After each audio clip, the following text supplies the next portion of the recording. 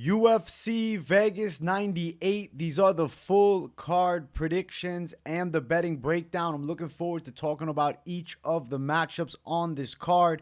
So make sure you guys smash that like button. If you're new to the channel, subscribe. Turn the post notifications on and make sure you share the video too. And also note, I will be live for the entire UFC Vegas 98 fight card Saturday at 4 p.m. Eastern time. Don't miss the fight companion. I'm looking forward to the live stream. And let's get into the first fight on the card. We have Clayton Carpenter versus Lucas Rocha. I'm going with Clayton Carpenter to get the win. I really think Carpenter is a more well-rounded guy than Rocha. There's a bit of hype on the Rocha train because of his win on Contender Series. He got that violent knockout of Davi Bittencourt, but he was like kind of losing that first round. He had his back taken. And I don't love other fights from him too, where he's getting controlled a bit, like against Matthias Da Silva, who he beat by a really close decision in the damn LFA. Clayton Carpenter, he's kind of a forgettable name from the Contender Series because since then, right, it was 2 years ago, he's only got one fight, and that was over a year and a half ago. But he was actually a highly touted prospect coming in. He had a nice win over Edgar Chairez, who's ended up doing pretty well in the UFC now. The dude has a gritty, pressure-based style. He has a strong grappling skill set. He's got good submission threats. And I would say overall, he's a pretty slick prospect that does not break. I don't know. I like the mentality. He outdogged Edgar Chairez, and I think that's pretty impressive. On the side of Rocha, yes, he does have a relatively decent Muay Thai style of striking. Has a bit of jiu-jitsu in the arsenal. I believe he's sitting around purple belt right now. I don't know if he got a new belt since 6 months ago, but I'm pretty sure he's still got that purple belt on him. And I think Carpenter can outdog Rocha. And if you look at Rocha's Instagram, he looks like a little bit of a nerd. I'm not trying to hate on him too hard. Nerds can fight too, but Clayton Carpenter is a dog. Clayton Carpenter is going to outdog Lucas Rocha. I think he's got better wrestling. I think he's got better striking, specifically with the hands. And I think his pressure-based style will make Rocha uncomfortable, and then he'll be trying to fight off the back foot, and I don't think he finds some devastating knockout. Instead, I think he gets outworked, outdogged, and I think Clayton Carpenter beats him. Carpenter's live to get a decision, I feel like. I could see him winning all 3 rounds or second and third with Rocha throwing some nice leg kicks in round 1. But overall, I think the odds make sense. They have Carpenter as a -190 favorite. I agree that he should be the favorite in this fight. I think that he's just more fine-tuned right now. I know that Lucas Rocha has way more experience. He's 17-1, but a lot of those fights on that damn Brazilian regional circuit are not like super high caliber. And then for the side of Carpenter, you have to respect an Edgar Chairez win. Is a Juan Camilo Renderos win last time out super impressive? Maybe not, but he did destroy him. So I think Carpenter's a pretty solid up-and-comer. He's at the MMA lab, good team around him, and I just think he's better. I don't care that Rocha has more fight experience. I think that Carpenter just has more skills, and he's also the older guy, right? He's more grown up, 28. He's entering that physical prime now, and I believe he's going to thrive. The over is -135. I think there's a pretty good chance of an over, but I don't love it. Looking at Clayton Carpenter's run outside of the UFC, he was more of a finisher with 5 finishes opposite 2 decisions. But I'm giving Rocha his due respect and saying that he'll probably be able to survive late. He's also given up some height and reach too to Clayton Carpenter. Carpenter for the win, repping USA, MMA lab, getting it done. He's going to outdog Lucas Rocha in a pressure-heavy fight. And yeah, that's the side we're riding with. Let's keep running. Next fight on the card, we have Dan Argueta versus Cody Haddon. I'm picking Dan Argueta in this fight. Yeah, I'm going for Dan Argueta to win. I like Cody Haddon as a prospect, but I think this is kind of a really quick step up in competition for him. I know he looked really good against Brand on the damn Contender Series, a month and a half ago? But Brand is 5-1, has no high-level fights. Like, Dan Argueta has been in the UFC for a minute. He's been unlucky with, the no contest against Ronnie Lawrence, who actually was like a really respected prospect at the time. And Argueta was bodying him on the ground. Loses to a Miles Johns, but not a bad loss. Then it ends up being a no contest. He's beaten Matsumoto, who's 14-0, and then he ends up getting caught in a gilly, ends up getting subbed. I think that Dan Argueta's got a great chance to outdog Haddon in this fight. Haddon has a really good striking skill set. You know, he comes from a Muay Thai background. He has a boxing base as well. So on the feet, Cody Haddon is surely going to be better than Argueta. But Argueta has that wrestling base, that bullying wrestling pressure style. He brings a lot of volume and attack. Like, it's not like he's throwing a ton of punches at you to land knockouts, right? But he's going to be peppering shots as he's using it to close distance, and he's going to be chain wrestling. It's going to be all night long wrestling from Dan Argueta. And he's also super jacked and freakishly strong. I just don't know if Cody Haddon at 26, without any fights against top competition, his biggest fight in his career is a loss to Steve Erceg, who's a flyweight, who ended up dominating him in that fight. And now he's going to come in debuting against Dan Argueta.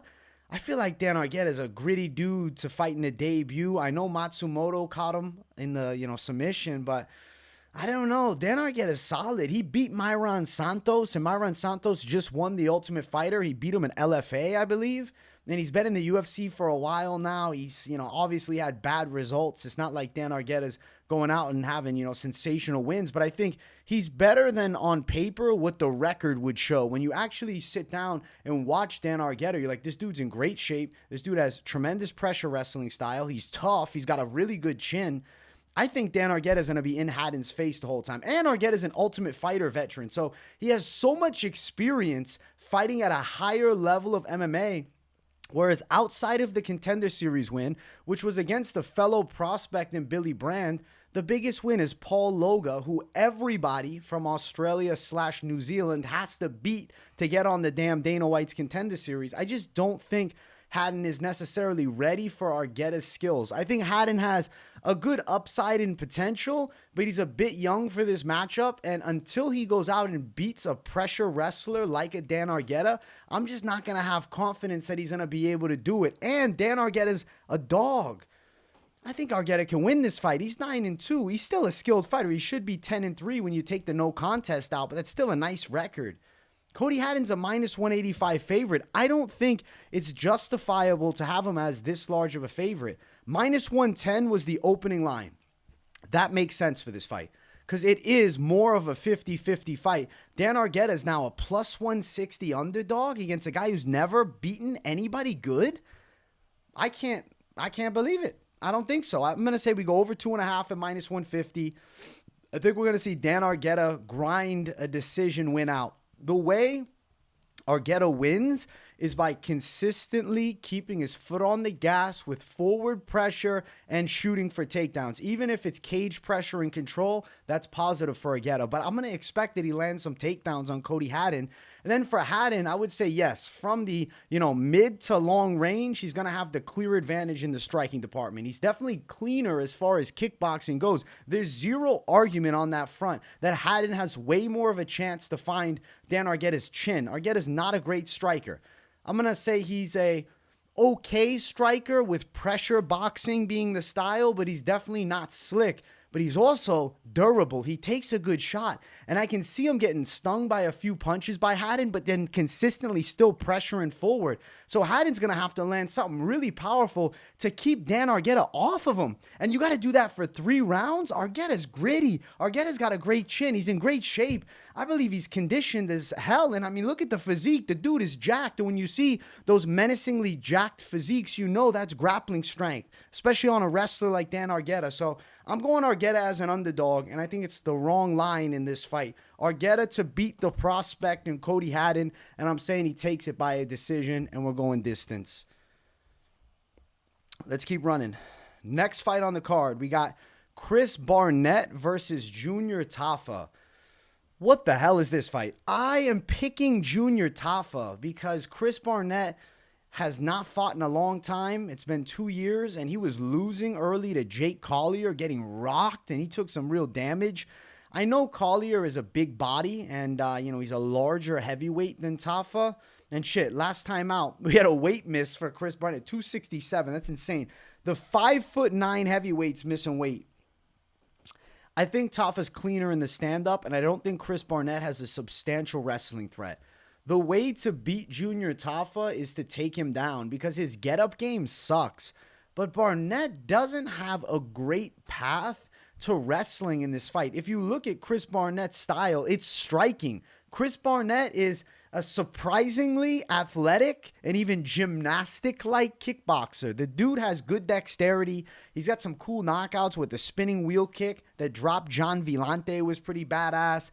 He's got a nice win last time out against Jake Collier, who I said, but he was taking a lot of damage, and he ends up on top of Collier and pounding him out. I don't think Tafa makes those mistakes. I think Tafa's striking is still gnarly. I know last time Tafa quickly submitted by Walter Walker, but that was like a pure grappler against him. And if you look at the striking, Walter Walker was panicking and striking with Tafa because Tafa has power. Tafa's clean on the feet. And I just don't think Chris Barnett is going to be able to outstrike Tafa and deal with his slickness. And Barnett's never won a fight by submission. So ground and pound then is his method to victory. Take down and turn into a pressure wrestler, put Tafa on his back and beat him up.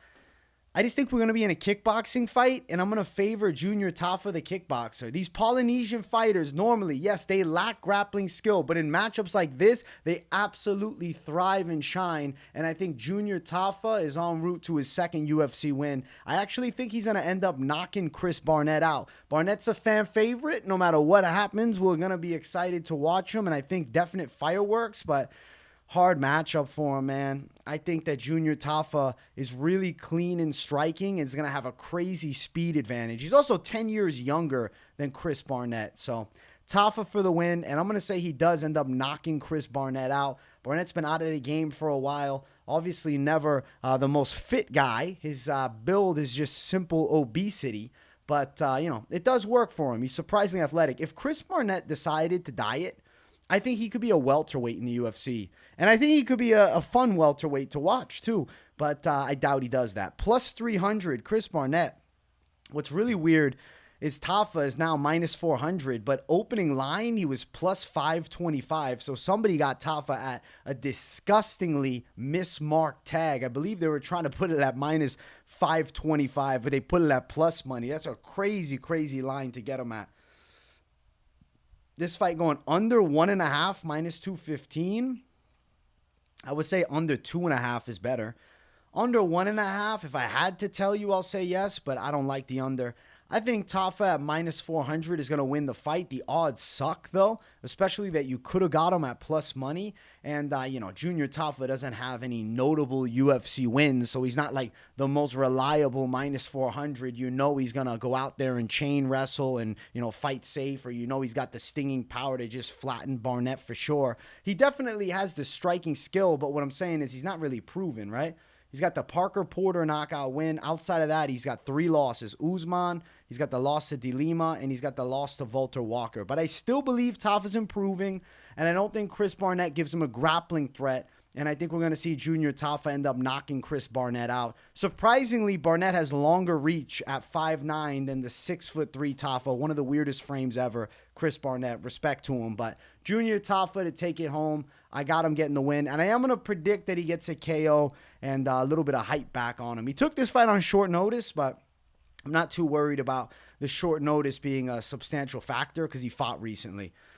Let's keep running. Next fight on the card, we have Niko Price versus Themba Gorimbo. Now, I am a known Themba Gorimbo doubter. If you've watched the breakdowns on Gorimbo's fights in the past, I have been against him a lot, and he has proven me wrong a lot too. Now, I see that he's training with Extreme Couture, and I'm going to pick him to beat Niko Price. Themba Gorimbo is taking his career extremely serious and really looking to get better, training at a high-level gym now like Extreme Couture and getting a lot of experience, right, moving around. I've seen him go to different gyms, and I feel like he has the mentality of a champion. Like, he's actually looking to be somebody ranked in the top. Niko Price is a fun fighter, right? He's a scrappy journeyman. He's got good punching power. He's a good striker. He's well-rounded. Niko Price actually looked pretty good last time against Alex Morono.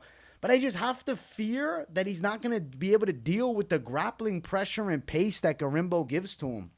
I'm going to go for Gorimbo to smother Niko Price and probably pull off a grind-heavy decision win. I feel like Price is a talented guy, but I don't know where his head's at. I know he beat Morono, but I think Morono's kind of looked bad. And also, Morono is, looking back, hindsight 2020, kind of like a perfect matchup for Niko Price, whereas Gorimbo's style is not what Niko Price likes. Like, he's taking on somebody that's literally just going to be trying to take him down the whole time, where Niko Price wants to mix it up on the feet. Now, if you remember years ago, Niko Price knocked Randy Brown out from the bottom. So Niko Price is definitely a weird guy to fight, and he's definitely got an awkward flow that works for him, and I really believe he is talented. I just think Themba Gorimbo is going to be in way better physical condition. I think Themba Gorimbo is going to be in his face the whole time, looking for takedowns. Being at the apex, I expect Price to be smothered up against the cage, and I think Gorimbo is going to put on a good performance, and I'm picking Gorimbo to take it home, man. I like Niko Price's boxing. He's definitely got good hands. The awkward flow is, like, surprisingly effective for him, and it's worked. I mean, he's got wins. Like, he's had fun fights in the UFC. Like, you're never bored from a Niko Price fight. Definitely a fan-friendly style, whereas Gorimbo, in some some aspects, is going to be not a fan-friendly style because it's embrace the grind style. But he's got a lot of heart. He's stubborn as fuck with this pressure-heavy game plan, and I think he keeps it like chest to chest with Niko Price, pushes him against the cage, takes him down, grind-heavy attack, and I'm going to go Gorimbo. I believe he's in better shape. I believe he's taking his career a bit more seriously, and I think he's actually trying to work towards the top, whereas Price is just trying to hold on to the skill set and, looking for fun fights. Puncher's chance for Price is there, but he hasn't gotten a knockout in some time. Even, 3 years ago, that Oliveira win still went long. I'm going to say that Gorimbo embraces the grind and takes a unanimous decision home. As far as the odds, Gorimbo's 3-1 is the favorite. It's a tad bit wide, but I'm not surprised. Niko Price plus 250. I got to go with Gorimbo, unanimous decision. I'm thinking he goes 30-27 on him. Over 1.5, minus 195. I'm going to say yes. I'm saying we're going over 1.5 rounds. I respect Price's durability. I don't think Gorimbo is going to run right through him and sub him up. If you look at Gorimbo's last fight, out-wrestled Brahimaj in dominant fashion. Fight before that, Pete Rodriguez knockout, but Pete Rodriguez has kind of turned out to be a can. And then a win over Takashi Sato, and then you see that AJ Fletcher loss is the reason that I was very doubtful of Gorimbo, but he's kind of shown a consistent improvement, and I definitely see the work that's being put in. The work in the gym. This dude is a madman. He's at the UFC Apex. He's already in Vegas. He's training his ass off. He's at Extreme Couture working with them 4 weeks ago, right? So there's a lot of reasons for me to believe that Themba Gorimbo is a more evolved MMA fighter who's just simply more mindful of improvement, whereas Price just likes a good fight. And I have to favor the guy who's going to be more proficient in the grappling for this matchup right here. I think Themba Gorimbo, he's got the gas tank. I think he's got the pressure style. And I think he's got the recipe to beat a Niko Price. So I am going to pick Themba Gorimbo. No more fade Gorimbo from me. I think I got the answer in this one. And I'm picking the answer. I'm picking Themba Gorimbo to beat Niko. Let's keep running. Next fight on the card, we have Jonathan Pearce versus Pat Sabatini. Weird battle of grapplers who have, kind of been exposed at a higher level. I'm picking Jonathan Pearce for sure. I don't like picking Jonathan Pearce simply because, I don't know, his style at times irritates me. But so does Pat Sabatini. Sabatini's got really good submissions. He's got like 12 submissions.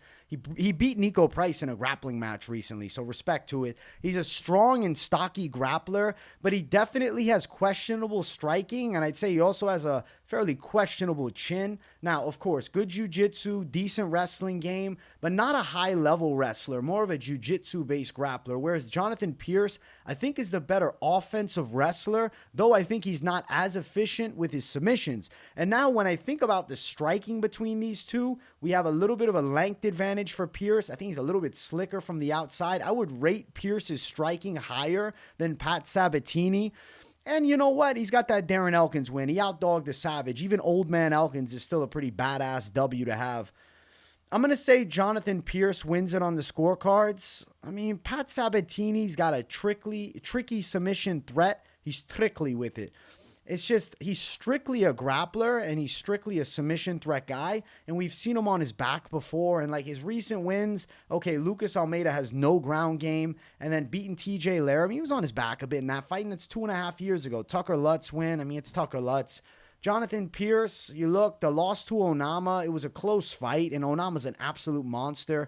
He was actually pressure wrestling Joanderson Brito nicely, and then he got caught in the ninja choke. Darren Elkins win, and Amir Khani finish, which means nothing in 2024, and then beat C-Rod, which is okay. I'm going with Jonathan Pearce. I'm going to say Pearce gets it on the scorecards, but kind of an awkward fight. He's a minus 135 favorite at open. He was minus 150. So I think the odds should be close here. Sabatini plus 115.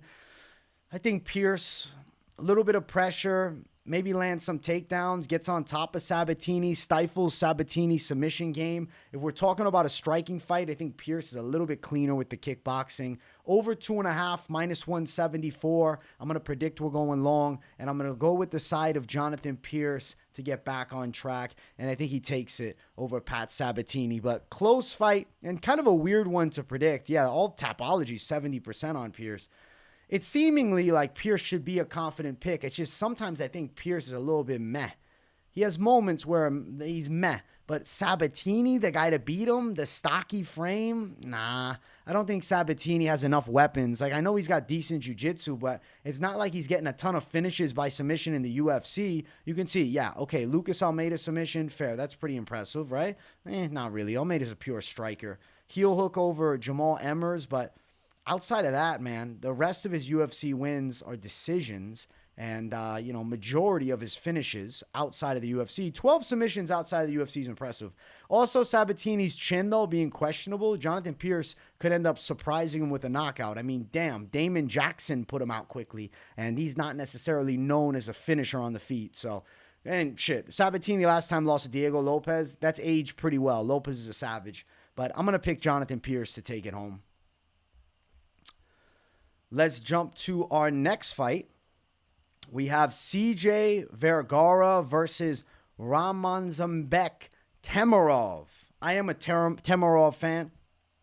I'm a Temirov believer all the way through. Yes, the OV for the win. I think Temirov is special. When you sit and watch this guy fight, you're like, dude, there's some upside.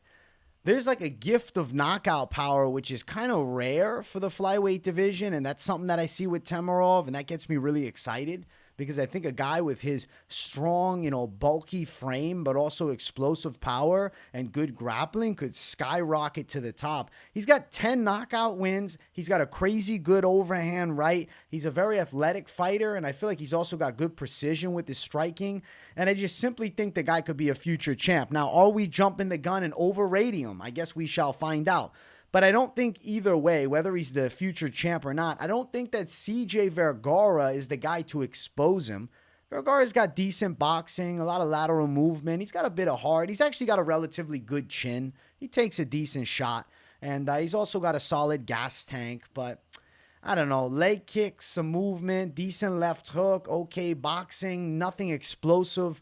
He doesn't really offer any substantial finishing threats, whereas Temirov is just simply a monster. I'm going to say this. I think Temirov could be, I believe, the first and only guy to ever knock Vergara out. We'll double check. Yeah, he's never been KO'd. Temirov could be the guy that chin checks him. I really like his overhand. And he's really explosive even with his hook flurries that he throws. They're precise. They're clean. They're not just like slapping flurries. They're like actually like tight punches that bring some serious impact. Like if you have not seen any bit of Temirov, look him up and you're going to say, damn, this dude looks clean as hell. He looks like he's got something special. He looks like he's got that thing, man. From Uzbekistan, they need a savage running it up, and I think it's going to be Temirov. So I'm picking Temirov to beat CJ Vergara. Good wins in Ryzen. He's taken on a lot of, decent opposition outside of the UFC, and I believe the Ryzen fighter is going to take home a win over CJ Vergara, who's gritty, but I just don't think ready for him. Almabayev last time wrestle fucked him.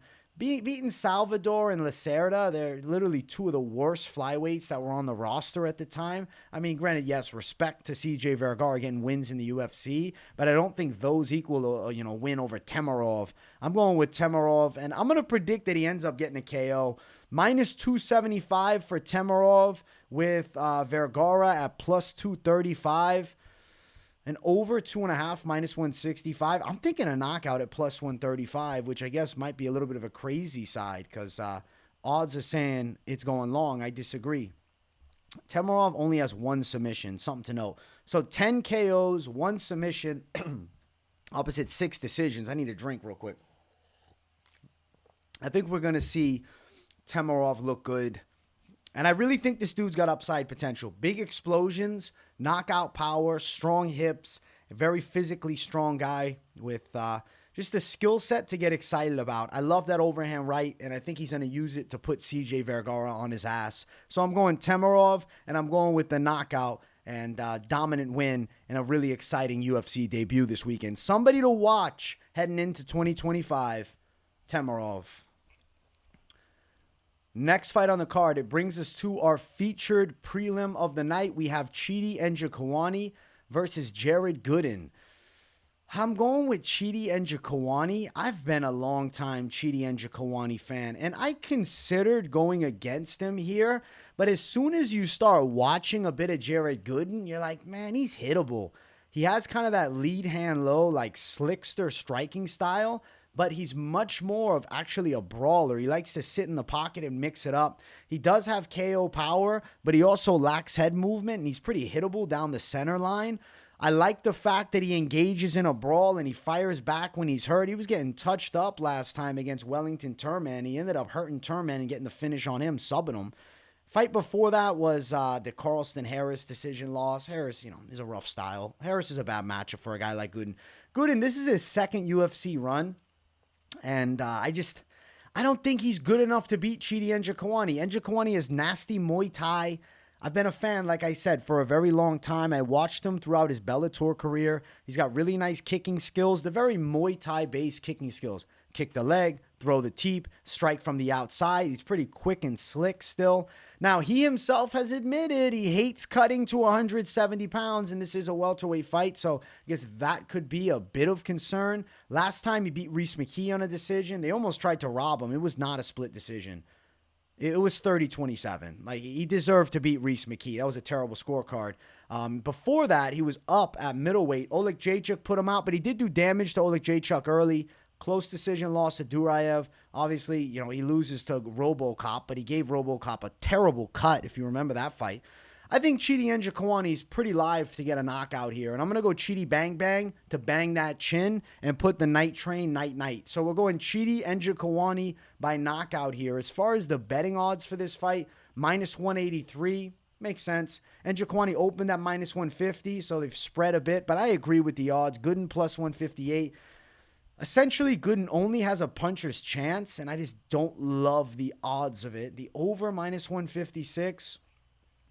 I like an Njokuani KO. I could see it in the later stages of the fight because his style does, accumulate damage on the opponents, and that could be a factor. Either way, the pick is Njokuani. The money line's not horrible at minus 183. It's actually not bad, really. And I think he's live for the knockout win. So I'm going Chidi Njokuani to get it done. I'm sticking with my guy. I know some of you guys were thinking I might be pick flipping because during last week's live streams, I was looking at it. But as soon as you actually dig in, you remember Jared Gooden ain't that good. Jared Gooden's a bit stiff. Jared Gooden doesn't really have slickness. He's more straight power. And Njokuani, more of a fine-tuned striking machine who's also well-rounded. And I add on top of that 3-inch reach and height advantage. I think there are substantial factors that can get him a win over Jared Gooden. So Chidi Njokuani to get it done. And I am going to predict a knockout for my boy. Next fight, it brings us to our main card opener. If you guys haven't yet, smash the like button. And if you're new, subscribe to the channel. We got Josh Fremd versus Razak Alhassan. I am going with the 39-year-old Razak Alhassan to get the win. Say what you want about Alhassan. He has moments where he looks flawed, but the dude is a powerhouse. He's got crazy KO power in his hands. He's very explosive. He's always had the touch of death, really. Now, he has a judo base, but I think the hips from judo actually help him more in his explosive striking. He also is a really fast starter. He's going to be attacking from the moment the damn bell rings and we start round number 1. I do think he has a pretty big speed and athleticism advantage here, but he's given up a really large amount of size. Josh Fremd is 6'4" with a 76-inch reach, but he also kind of has those knock knees, which limit his mobility. If you notice, like, Josh Fremd doesn't have very good lateral movement. It's not very slick, right? He's slower on his feet. He has decent straight punches. He's got decent durability. I'd say he's relatively okay at grappling, matchup specific. He's not an awful fighter. He's a scrappy dude. He's got some UFC wins, but he has no athleticism to him. He doesn't have any fast twitch fibers. And then on the opposite side, I got Mr. Fast Twitch himself, Razak Alhassan. Fremd's good kickboxing from long range. And he's good mixing in some grappling, but is he taking down and bullying Razak Alhassan? I don't see it. Is he knocking Razak Alhassan out in striking? I don't see it. I think most likely Razak Alhassan lands the death punch to the chin of Josh Fremd and gets a violent KO. Last time for Abdul, he got a no contest. Some illegal elbows, but he was rocking Cody Brundage pretty bad with those elbows against the cage. That's what got him to, the moment. And then I lost to Joe Pyfer, but Joe Pyfer's a savage. That's forgivable. And he still lasted into the second round. He didn't get blitzed in a fucking minute. I think we're going to see Razak Alhassan put it on. I think he's going to look good. Claudio Ribeiro knockout. The Jericho KO with the high kick was crazy. Gave Buckley a hard fight, whereas Fremd losing to Petrosky in a boring-ass fight. Kopylov beat him, not a bad loss, but Jamie Pickett and Cedric Dumas are not big wins. Then a loss to Tresean Gore. Razak Alhassan should get a knockout in this fight. Now, he's a close money favorite. He's sitting at minus 155, so actually really decent odds, especially I'm seeing the knockout. Unless somehow Alhassan at 39 from last fight to this fight, which is 2.5 months ago, unless he's completely fallen off, I think he's live. Plus 135 for Fremd on the other side. I'm going Alhassan by KO. Under 1.5 is plus 110. I do feel like an under is live because the way that Alhassan comes out like a bat out of hell, I think that style could give Josh Fremd a lot of trouble. So I'm going to say Alhassan lands some bombs. I'm saying that he's able to deal with Fremd's length. Fremd will be looking to kickbox from the outside. Alhassan will explode into range. And I think he'll end up dropping Josh Fremd and finishing him. So I'm going Razak Alhassan KO in this fight. I think he's putting Josh Fremd out. Next fight on the card, we have Daniel Rodriguez versus Alex Morono. I'm going with Daniel Rodriguez in this fight. I like D-Rod's chances against Alex Morono. Morono's last couple fights have been sus. Like Court McGee fight, he was getting bodied a bit on the ground. It's not like he was dominating Court McGee on the feet. And you say, oh, but McGee looks so good. McGee was definitely better against Means recently than he was against Court McGee. And then Niko Price, who hadn't fought in a while, and then he's getting outstruck. He gassed so bad in that fight. Before that, he lost to Buckley, which that aged well, as a win over Tim Means by sub, a Ponzinibbio knockout loss. There's moments for Morono where he looks good. He's a trade wins and loss type of guy. For D-Rod, he's on a 3-fight losing streak right now. At one point, D-Rod was like a highly touted contender on the come-up, and people thought he might potentially make a run. I think he got a late start to his UFC career, though. A little late. But there's still skills there. D-Rod's got good boxing. D-Rod's a southpaw. D-Rod actually is more slick than people give him credit. We forget that D-Rod has a nice jab and he strikes well from range. He's got a bit of power on his hooks too. I think it's easy to forget that D-Rod is good, especially because you look at 3 losses in a row. Okay, with Gastelum. Gastelum missed weight, first and foremost. Absolutely fucked D-Rod over, right? Gastelum had that weight advantage. He's fighting at friggin' middleweight. So did Gastelum technically miss weight? No, but they moved up. And that gave a clear advantage to Gastelum. Now I got to double check. Was Gastelum on weight for that fight? I don't know why. I think he missed. Let's double check Gastelum. Now I got to see. We got to see, guys. We got to find out.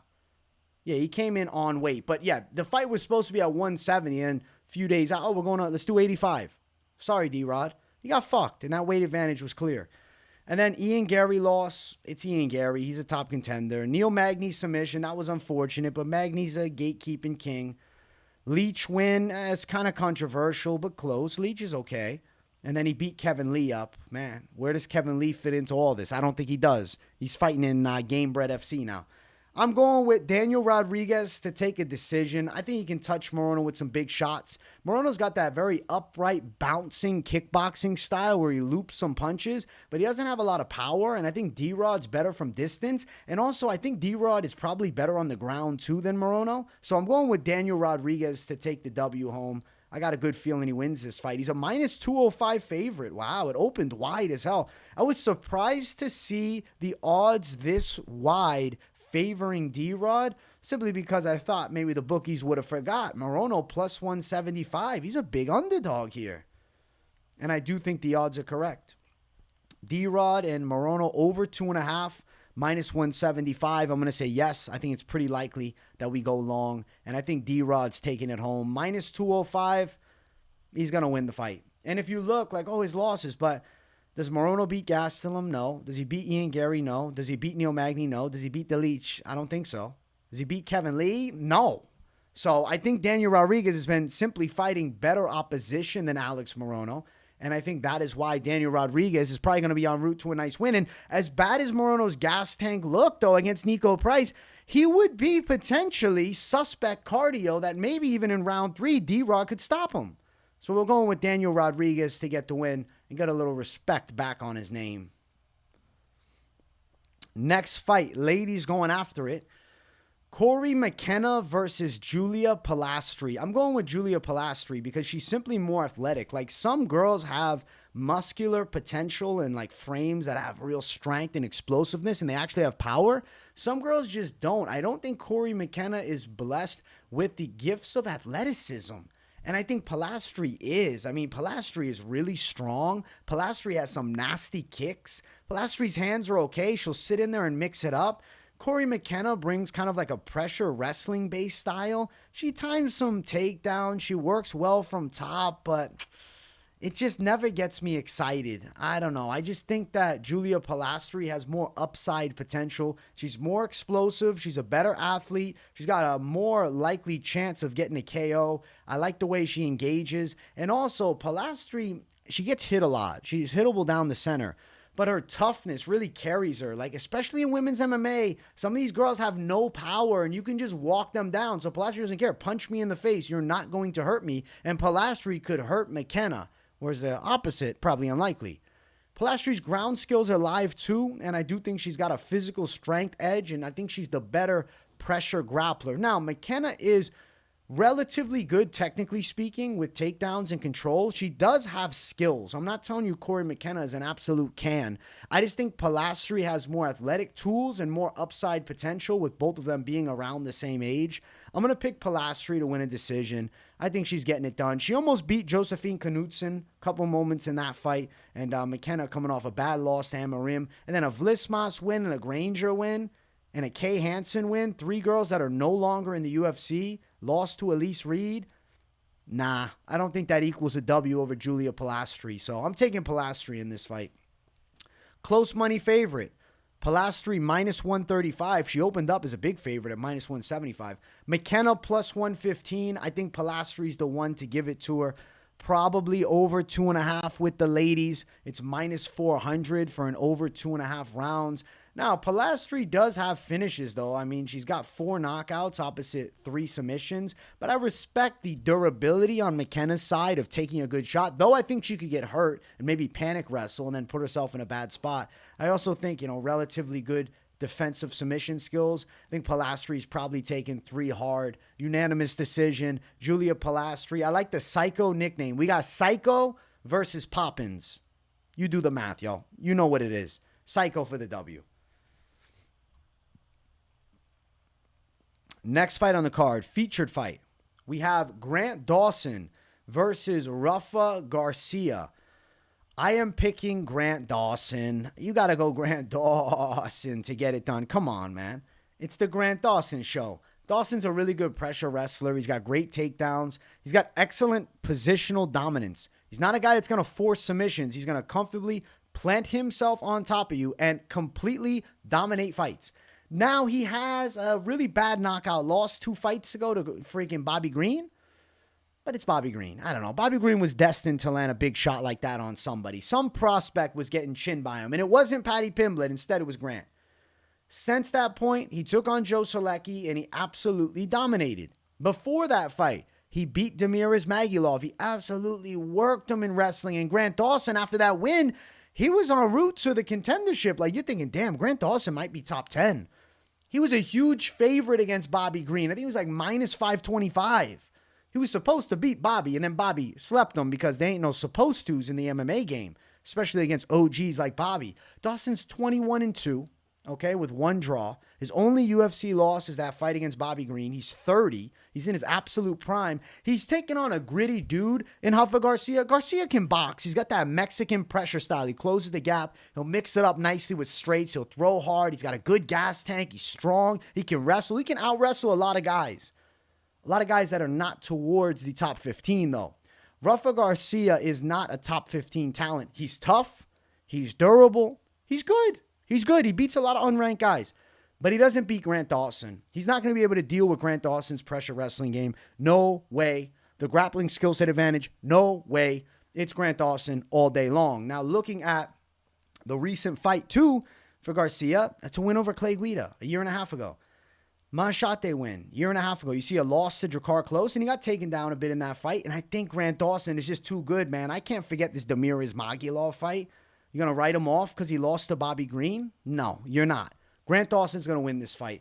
I think he's going to probably win a unanimous decision because Garcia's hard to put away. But if he submits García, that'd be massive. Minus 440 for Grant Dawson with Rafa García sitting at plus 340. So wide betting lines. He opened up at minus 700, though. Over 2.5, minus 275. I mean, probably. Grant Dawson by the decision is the official pick. Definitely like a chalky, confident pick in this fight. I expect Grant Dawson's grappling to be too much. García has also not showcased enough punching power. If García had maybe, this win by knockout, that win by knockout, then some decisions here, I'd be like, okay, let's consider. But García doesn't have crazy power. He's got good pressure and he's durable.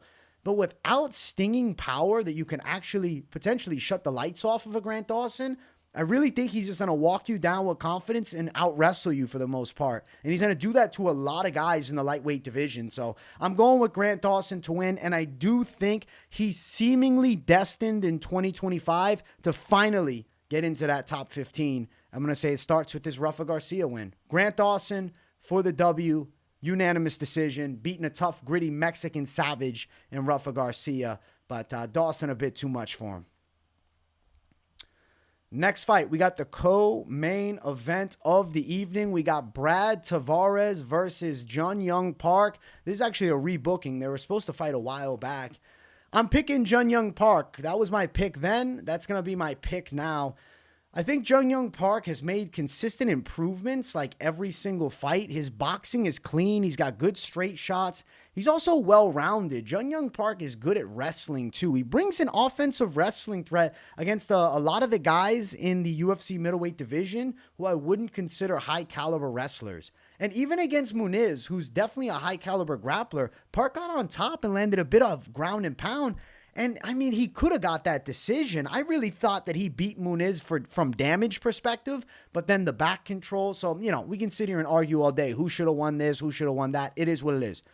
Besides the loss to Muniz, we had a 4-fight win streak. And we had decent wins. Like, wins where Park's like getting some respect on his name. Submitting Albert Duraev is no easy task. Dennis Tululin, he's a can, but he destroyed him as he should. Joseph Holmes fucking subbed him up. Can crush and savage. Now, granted, Eric Anders gave him a hard fight 2.5 years ago. Brad Tavares probably gives him a hard fight, similar to the Eric Anders fight, because actually Tavares and Anders have similar physiques. Tavares is a solid kickboxer. He definitely has a bit of hands. Like, he's got some power, but he's not a KO artist. It's more Tavares has the power where he'll make you respect him so you don't walk him down like a madman. Granted, has it worked that effectively in recent fights? Well, he got destroyed by Rodriguez. Granted, he landed some punches early, but he got badly knocked out there. Granted, was standing technically, like, he's out against the cage, but he was out on his feet. Win over Chris Weidman. I mean, nice win, but not super impressive. It's Weidman, and, it's a washed Weidman, to be fair. And then a Bruno Silva loss. Bruno Silva absolutely starched him. Silva put a lot of pressure on him, big power shots. Duplessis outdogged him. There's moments where Tavares' chin just doesn't seem to be there. Like he's got a bad knockout loss to Edmund Shabazian, but fight before, what does he go, 5 rounds with Adesanya? He made us believe that Edmund Shabazian was the future of the middleweight division. Brad Tavares did. So thank you, Brad. I think Jun Young Park is probably going to land better punches, maybe look to wrestle a bit, but Tavares will defend almost everything. But it's a hard fight. It's a hard fight for both. I think we're going 3 rounds. I think Park's a little quicker. I think Park's boxing is a little better. I think Tavares might be a bit stronger, but Park's a bit more technical. And I just don't think Tavares has a great chance of a knockout. And in a competitive striking match, I have to go with the guy who I believe is more accurate. And I simply believe that's Jun Young Park. So I'm going to go with Jun Young Park. I think he wins a decision over Brad Tavares. Not an easy out. Tavares is definitely game. And I know Tavares sometimes gets crumbled, but I think the chin could hold up in this fight. And then we get 3 hard rounds of work. But there's moments where Park turns that real Iron Turtle on. He goes Super Saiyan on us. And he looks pretty damn scary. So it wouldn't blow my mind if he ended up dropping some hammers on an aging Tavares and put him out. Minus 170 for Jun Young Park to get the win with Tavares as a plus 145 underdog. I get the love for Tavares, but am I really going to back him as a dog? Over 2.5, minus 255. I lean towards yes, but like I said, Park could catch him. Tavares has just simply been too inconsistent, man. Okay, Duplessis loss. He looked good in the first round. Fair. Almost 2.5 years ago. Bad loss to Bruno Silva. Close fight, but a win over Chris Weidman. I guess clean win. Bad loss to Rodriguez. And you got to think about something. These damaging knockout losses, they take a toll on you as a fighter, especially at 36. Whereas Jun Young Park, he's losing to Muniz, but he doesn't take any damage in that fight. All Muniz did was try to hold on. In a sense, Park, I feel like he won that fight in the heart of the fans because he did more damage. So Park could be coming into this fight in a 5-fight win streak. And if he would have beat Muniz and been in this spot, would he be a minus 400 favorite then? So I'm going Jun Young Park. Unanimous decision. He's taking it home. He's beating the OG. He's beating the Brad Tavares test. Jun Young Park for the W. Next fight, it brings us to our main event of the evening. If you guys haven't yet, make sure you smash the likes. And if you're new, subscribe. We got Brandon Royval versus Tatsuro Taira. I am picking Brandon Royval. I'm going with Brandon Royval for the upset. And I think it's going to surprise a lot of people because you guys know I'm a Taira fan and I'm a Taira believer. But when you actually sit down and watch Taira, a couple recent fights, right? You look at the flaws. He's getting hit a lot by Alex Perez. Now, not knockout punches. His nose is not smashed on the other side of his face. He's not rocked, but he's getting punched in the face. He's losing a first round. He gets taken down. Sure, he had some decent straight shots. And then he ends up getting the back and, using the sweep that kind of blows the knee out of Alex Perez, right? And blows the fight for him. Nice win for Taira. I'm not taking anything away. I love Taira as a prospect. But he's unproven. He's 24. He's got great talent. And the upside potential is crazy. I'm sure that Tatsuro Taira is talented enough to be a title challenger at some point. But is he going to pass the Brandon Royval test right now? At 24, Brandon Royval has gone through the ringer of hell to get to where he's at. 32 now, right? So he's got 8 years on Taira, but by no means is it a 32 out of his prime. It's a primed, physically primed, mentally primed, experienced Brandon Royval. A Royval who's taken on great competition. Royval, his debut, he submits Tim Elliott, which is a massive W, especially at that time. Brandon Royval's got a W over Kai Kara France. Win last time out against Brandon Morono. Yes, he lost to Pantoja in their rematch, and he lost the first time. And granted, he lost the first time to Morono too some time ago. But he definitely looked improved in the damn rematch with Pantoja. Even though he lost, Pantoja just had to kind of pressure wrestle him, just hold him. against Morono, I mean, he's landing good shots on the feet. Brandon Royval is a nasty southpaw, okay? And Brandon Royval has good volume. He's very well-versed in stand-up. He has a wide variety of tools that he uses in the striking. Nasty kicks to the body, good elbows. I mean, watch out for a spin. You have to be careful with him in every range of striking because he can kickbox from distance. He can touch you up from boxing range, and in real close range, he can work you in the clinch nicely. And he's got really long limbs, and on top of that, Brandon Royval has nasty jiu-jitsu and good grappling overall. Good takedown defense for the most part. Tatsuro Taira is not an elite wrestler. Tatsuro Taira is a very good submission fighter. But let's not forget, just a few fights ago, Edgar Chairez nearly had him out in round number 3 with the tight guillotine attempt at the end that got him into mount to finish the fight.